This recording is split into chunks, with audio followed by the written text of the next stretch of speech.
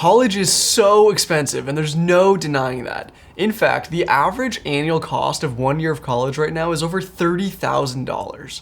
It's therefore no surprise that college students have a notorious reputation for saving money in any way possible. And as Benjamin Franklin once said, a penny saved is a penny earned.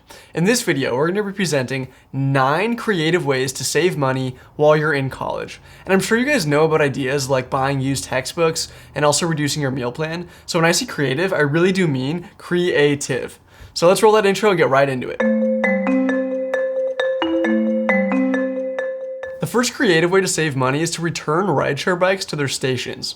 Rideshare bikes are exploding across the country with companies like Uber, Lyft, and Citibank sponsoring them in various major cities. But you can actually ride for free with this one really simple trick. If you find a lost bike, which isn't actually returned to a hub or a station, and you return it individually, you get $1 of credit on these rideshare services, which can really add up if you start doing this throughout your day. My buddy actually does this all the time, and that's why he rides these rideshare bikes for free. It's a great trick if you want to save some extra cash. Next, we have taking advantage of students who are moving out, and honestly, this might be the best idea on this entire list. I'm not exaggerating when I say you could probably pick up 5 to 10 free mini fridges to flip and make some money if you'd like. I've actually had a buddy who was handed 2 to 3 pairs of free Jordans, and another friend who found a pair of lightly used Gucci sneakers in a dumpster, which he resold for a huge profit.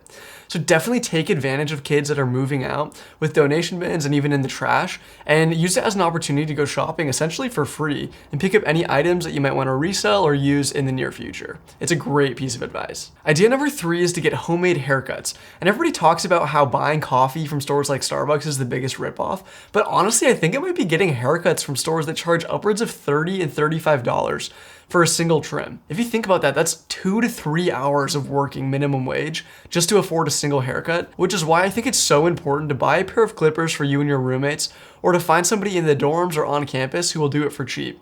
This is a surefire way to save some extra cash every couple months in college. And if you do this on an annual basis, it's really gonna add up and help you guys. Number 4 is a little bit of a crazy one, but it's to brew your own beer. Alcohol is a major expense for a lot of college students, and this is a fun and cost-effective way to save money for you or for your Greek house. My buddy actually was on Nextdoor and he found an entire Brew beer kit set for free, which he picked up and then did it himself. I think the longer you do this, the more money you save, and at first you might even lose money on the purchase. So if you're gonna do this, I definitely think it's something you wanna do for the long term, and you need to commit yourself to brewing beer on a consistent basis throughout college. But like I said, it's a great way and super creative way to save some money in college. Idea number 5 is to print on campus whenever you can, and really to shop around with the printers on campus. You'd think they'd all be the same price, but they're actually not. I remember in my freshman dorm, it was about 50 cents per sheet to print, whereas in the library, it was about 25 cents. And if I did it in the men's center, it was actually free. You're gonna need to print a lot in college, so definitely do your research, compare the prices, and then find a printer you wanna use consistently in the long term and make a habit of going there to make sure to save a couple extra dollars every time you go to print for school. Idea number 6 is to use your campus cash for necessities or to transfer it to actual cash. Campus cash is basically a norm in most colleges nowadays, as most students are offered about $50 a term or semester to do with as they please on campus. But what most people don't realize is that you can almost always transfer this to the purchase of a textbook, which is a really great way to spend this money. In my experience, most students will use this money for things like Qdoba or Chipotle on campus. And while I'm not hating on that, and I love a good burrito, it's a total necessity and not something you necessarily need to purchase. And what most people really don't know is that once you graduate, if you have any remaining campus cash, which does roll over on a term to semester basis, they'll actually directly deposit this in your bank account as cash. And like I said, at the University of Oregon, can then graduate with some extra cash in your pocket. Idea number 7 is a pretty simple one, and it's to ride the local transit bus. Where I go, at the University of Oregon, you can do so for free with a student card, and I think that's basically the norm in most cities where colleges are located. I don't know how many students I see riding an Uber or Lyft on Friday, Saturday nights, or even sometimes just to hang out with friends, and I think this is a complete waste of money. Because in college, you can also call campus safe rides for free as long as you schedule it ahead of time, and I personally think that walking across campus is just an experience that's part of college. It's part of your daily life. And so, like I said, paying for an Uber and Lyft is an optional expense that I think almost every college student needs to cut. And if you make a habit out of it, it's gonna be a huge drain to your bank account.